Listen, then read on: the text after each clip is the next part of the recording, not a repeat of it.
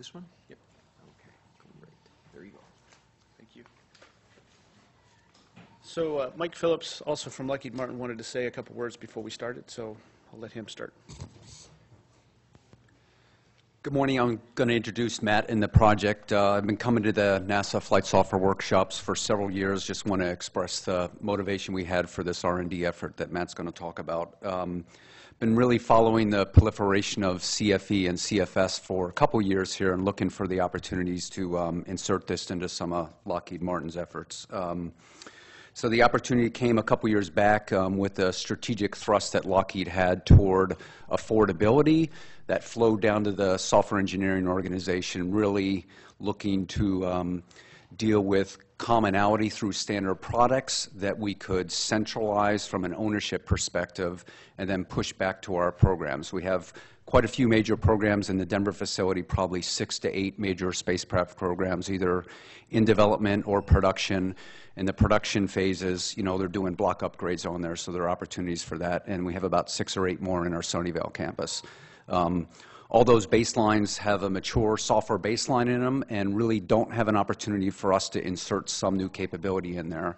But as I showed yesterday in the video, our movement into small spacecraft demonstration platforms, these are typically NASA Class C missions, sometimes Class B missions, that are doing technology demonstration and looking at the next platforms that we're going to put up in 2020 to 2030. Those provided some opportunities. Also, our movement into hosted payloads provided some capability there as we look at that capability. We also built a lot of instruments for NASA that go on a lot of the NASA missions at our Palo Alto facility, and the opportunity was there to look at changing their software baseline. And then my lab that Matt and I worked for that we stood up a couple years ago, the Space Vehicle Integration Lab, really initially focused on real-time simulators and test beds. We're a model-based shop.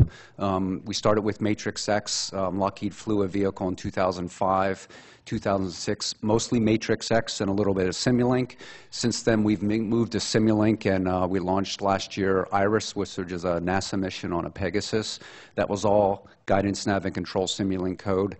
Orion just flew a couple weeks ago. All the GNC code there was Simulink, and then we have Worldview 4, which is waiting for launch and storage now, and all the GNC there is Simulink.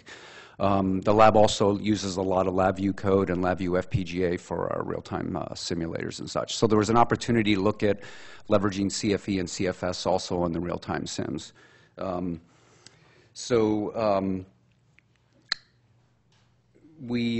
and I visited David and Goddard back in March, and then we visit Johns Hopkins and Ames, really talking to the developers and the users of cFE and cFS, understanding how we might do that, and then we crafted an R&D project that Matt's going to talk about that looked at getting familiar with the capability and really how Simulink auto-generated applications could live on top of cFE and cFS with an interface there and figure out how we can develop a central project and then basically push it out to our program. So I want to introduce Matt Deans, kind of talk to you a little about what we've done.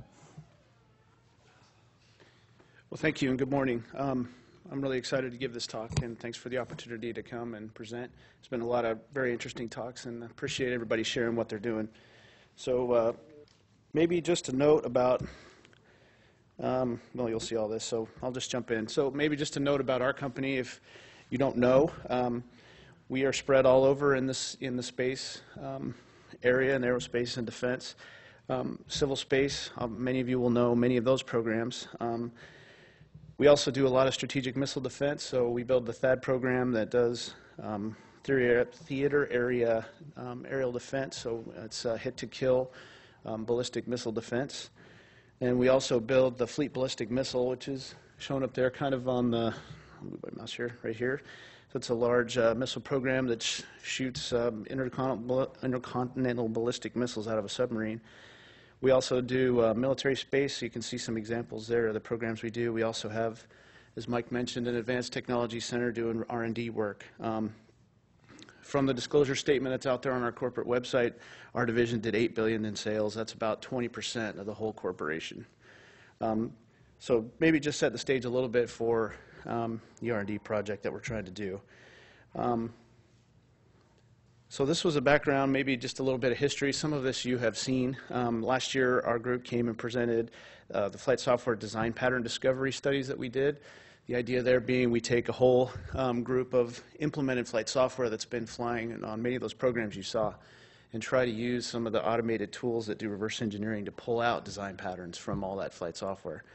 The year before that, we did some work with middleware, and you'll see some of that, some of those results here in a little bit, but trying to look at how could we use something like RTI's DDS, which is a commercial implementation of the open DDS standard to help us do software integration rapidly. And then this year, we're working, as Mike said, on a project to try to insert something like cFE in space systems. So we looked all around our company, and if I go back for just a second, every one of those programs up there on the pictures, every one of those spacecraft or other missions have a flight software baseline that works. It's completely sufficient for their missions, but also at the same time have been implemented for those particular needs. And so it gets into a rapidly difficult conversation about, well, how come you don't use my baseline, and how come you don't use my baseline? Everybody has a baseline that works. And in some ways, that was part of what drove us to select cFE. There was a couple reasons for that. One was it had already proven that it was able to move across multiple programs across the country in multiple different mission types, from interplanetary to low Earth orbiters to simulators, and it was working. So it was very enticing for that. And so we started early this year, as Mike mentioned. We visited, we talked to APL, we listened to lessons learned, we listened to Dave and his group, and as a result, then we've selected and started using it. And then I'll give you some examples of some of the IRAD work that we've been doing this year, more specifics. So I'm going to talk about a very particular part of the IRAD project. We had other aspects going on, but this one felt like the most interesting to share with a group like this. So what we wanted to do was treat cFE in a similar way as the previous talk about doing the technical validation of the software bus. We wanted to use the software bus and try to figure out more of the performance aspect, I'd say. We had done some work with OpenDDS, the implementation by RTI, which is a company that produces a product called DDS. We've done some work in the past few years to try to understand the performance of that, and we wanted to compare cFE against that. So mainly we're interested in delay. We have a lot of people who are very concerned about this concept of a software bus in our company. They're very suspicious of it. They think it's Voodoo Magic in there, and they're really worried that as we implement something like this in a spacecraft that we're in trouble. And so part of this was trying to just characterize it, understand it, and also stress cFE as best we could. So Dave, in your comments yesterday, you mentioned you were hunting for something like a benchmark for cFE. So we're working on something that may be something like that, the beginnings of it. So anyway, maybe we'll need to talk some more about that as we go. So talking about the environment that we use. So our lab, as Mike said, we have a lot of real-time simulation hardware floating around. We have NVMe 6100s all over the place, which are a PowerPC-based single-board computer. It's pretty closely related to a RAD 750, which is pretty ideal for our company because we fly a lot of them in space. So that was kind of our test processor. We use a VME backplane because we have a lot of those as well. We use VxWorks 6.6.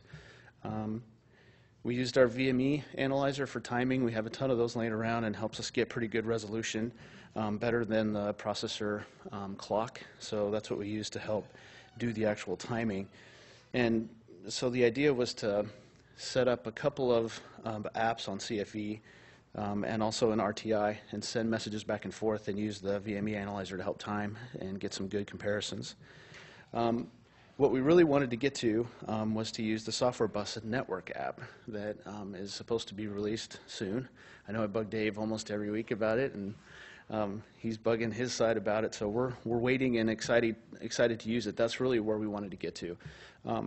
We had some interesting data from the RTI implementation that I'll show you in just a second, and we really wanted to be able to compare cFE there. Unfortunately, we couldn't get there. So as we started up, we're expecting, based on the implementation of cFE, we can look at it and see that a lot of the performance will be dependent on how many subscribers you have, just because of the way it's implemented. We don't really know how RTI does this, but we're expecting RTI to be a little bit slower, given that it's conceived to be an enterprise level thing, and cFE just is not that. It's something different and much more specific to the needs. So again, just the takeaway was we really only got to run this on one single board. We really wanted to stretch it out, but unfortunately couldn't. So here's some of the results we got. So for a comparison, the blue line there is just plain VxWorks message queues, just for comparison. cFE is also, in the implementation that we've picked here, using the OSAL for VxWorks, also uses VxWorks message queues. So in the end, we expected those to be pretty close, and they were, so that's good.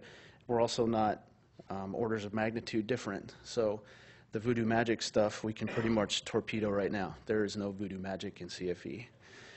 The RTI line is a lot higher, and that's somewhat expected. It often wants to use Ethernet as its transport, and so compared to VxWorks message queues on the same single board, of course, that's going to be a heck of a lot slower. Where we wanted to get to in this comparison was to show RTI and cFE and CFS across single board nodes. What we found using this particular processor and these particular VME backplanes was shared memory traffic back and forth across the VME backplane between single boards was quite a bit slower actually than this green line for RTI using Ethernet. So unfortunately, we couldn't get that comparison, but we're continuing to work towards that as we get additional functionality and more time to test. Again, this is also just, you can see the throughput down there on the bottom really is a function of rate, how often we ran the sender, the publisher, and subscriber. We also need to go through and do some more tests with variable message sizes and varying the number of subscribers, because I think that'll probably be a better indication. And what we're seeing here is that the rate didn't really affect the delay, which I think we expect. But we've got some more tests in mind to help try to characterize this. We also want to move to different hardware. So we've got Rad 750s in our lab. We've also got the Maxwell triple voting 750 based space computer thing that we'll probably try. And again, back to this benchmarking idea, Dave, with those combinations of different hardware, maybe we can get some results that might be interesting to others.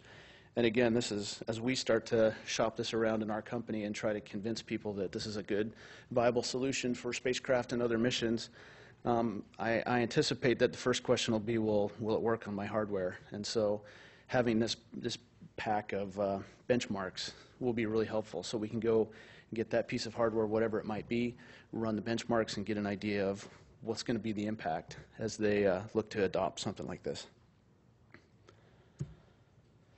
So in the battle royale of cFE versus RTI, it looks like cFE wins for now. It's pretty comparable to VxWorks, which we expected. And back to the Voodoo Magic thing, we're still trying to convince, and maybe even ourselves, about the answer, the software bus being the answer for every possible scenario. As we met with some of the users, we heard there were some cases where using a software bus just doesn't cut it, and you need very dedicated and particular ad hoc communications. But again, it's kind of that trade about, do you want easy and quick integration and therefore cheap, or do you want extreme performance? And that's kind of the trade and the rub that we're in with our different teams, is how do we communicate the benefits of being affordable and how you integrate and being able to get to testing quicker versus meeting the most exquisite performance that's needed for a given program. And again, maybe another Another thing to take away is we're getting some relative measures here about performance. Again, this is a commercial board, so it doesn't really reflect exactly a flight processor, but as we start to run more of these, we'll get maybe an idea of relative performance between some of these different things. Maybe I'll switch gears here just for a moment and talk maybe about our software development environment just for a minute. FOSS has really taken off in our company.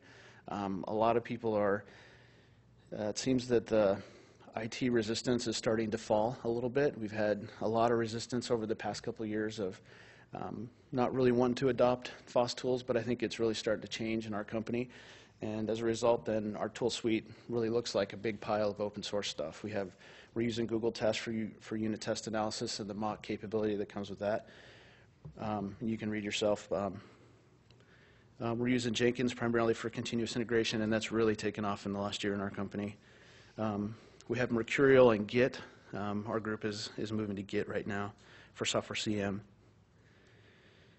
And we're also using Eclipse as kind of a way to integrate all these tools together. Many of these tools have some kind of an Eclipse plugin. So using Eclipse to glue all this stuff together and then provide the developer one interface was really a big improvement for us, we think. Instead of having a whole host of all kind of different tools all over the place with different interfaces, Eclipse kind of gluing things together has been really helpful.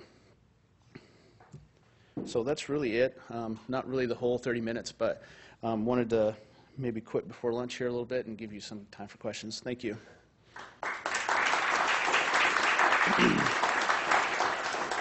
Very good. Questions? Lunch. Hold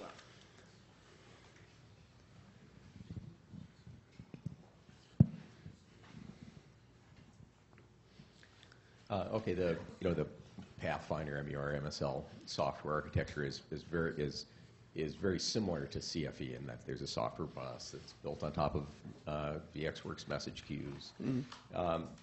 And what we found was that it's very easy to have these very flat benchmarks like what you were showing, but what the sensitivity is how many threads are trying to access. As soon as you have contention in VxWorks, your performance plummets. So by having single writers to any given channel, message queue or what have you, then that means that the write, you won't run into collisions there, and you don't have a performance slowdown. So that's kind of a crucial thing to explore when you start trying to really do some benchmarking here. Is try to do tests that are realistic on the number of threads that you've got running under VxWorks, and that should be insightful in how you work around those that performance collapse. Yeah, thanks for the recommendation. We're also doing a lot of things where we're starting multiple tasks all at the same time and trying to get timing of who finishes first based on using software bus to kick off different programs. So yeah, this was just an insight into one test we're doing, but yeah, thank you. Go ahead, next one. Maybe you haven't tackled this problem yet, so it's not so much technical as management, but at Orbital, I know we'd like to try to move to a common baseline kind of for all of our programs, and I'm not sure if that's where you're going with this or not. But one big hurdle is our functional management really likes the idea, but each of the programs, of course, want to stick with what they're currently using, and our GEOs have theirs, our LEOs have theirs. I'm wondering if you have a plan, and programs, of course, always win. They're the ones with the money, right? So I'm wondering if you have a plan for how you're going to address this and try to push it on all your programs, all your program areas. Yeah, so that's kind of the rub with all this. Our lab has been fighting that battle in different areas in a lot of different ways, and there's a couple of things we've learned over the years. One is, and especially the path we're taking in this project, is to start kind of small. It looks like a huge elephant, and it is, but you have to eat it one bite at a time, and you can't eat it all at once. So for us, that means starting in programs that have a much higher tempo and life cycle than some of the programs that I showed you up here in these pictures. I mean, these are like Maven is up there. Its predecessors, Odyssey, launched in 2000. It's still flying. So a 15-year life cycle makes it really hard to try to insert something like this. So for us, that means finding these demo missions that are willing to tolerate higher risk it means finding payloads and some other things that fly more often because they're cheaper. And that's kind of the tack that we're taking, was to get ourselves flown and then get enough confidence in what we have to make the next step and try to convince one of these bigger programs to adopt. Because right now we look like a disruptor to all these programs, right? We are, you know, kind of out there in the weeds. They are decades ahead of us in some cases. So we have to climb that hill a little bit at a time. And for us, that means finding places that can tolerate risk and are willing to discuss. Is your plan to go over, say, under IRAD to generate a whole new baseline and sell that to a single FFA program, a turnaround program, or to take just your software bus and sell that and then take another, potentially under other IRAD money and generate more? So the question is, do we want to use IRAD to build a baseline complete or start inserting it in pieces? I think right now we're trying to go on the piece part approach. That's since everybody has something that works, we're kind of forced to that. Sure. But, so I think it's following that up. It's all kind of driven by affordability, I think. Yeah, absolutely.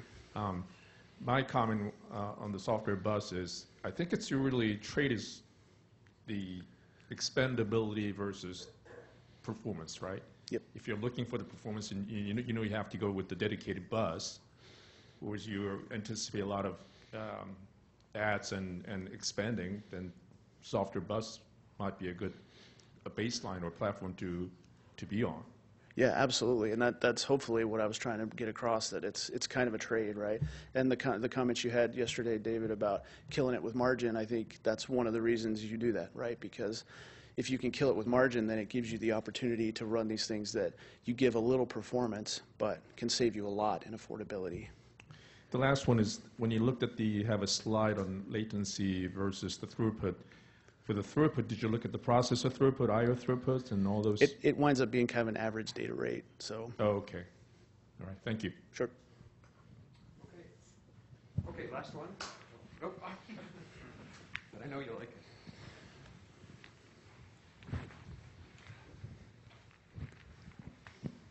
It's really fast standing in line. Just a quick question on the selection of your FOSS tools. Since in previous environments, we've seen a lot of people kind of bring with their favorite tools with them. What kind of vetting process do you guys use when designing the new tool sets you'll be working with? Well, internally, it's not terribly difficult. We had a couple of guys in our team have been adopting some of these FOSS tools over the last few years and using them on different programs, and so I guess it's kind of just our internal experience and trying to pick ones that we had good experiences with and the ones we didn't like, trying to find something new. So I wouldn't say it's, for our own internal selection, it wasn't terribly rigorous. Yeah, that's what I was going to say. Mike is reminding me our enterprise, of course, has got to have an enterprise-level process to select tools like this. So that gets a lot more difficult and slow. Fortunately, we put our group in charge of the selection board, so it makes life a little bit easier. Oh, it's a good process. Yeah. Thank you.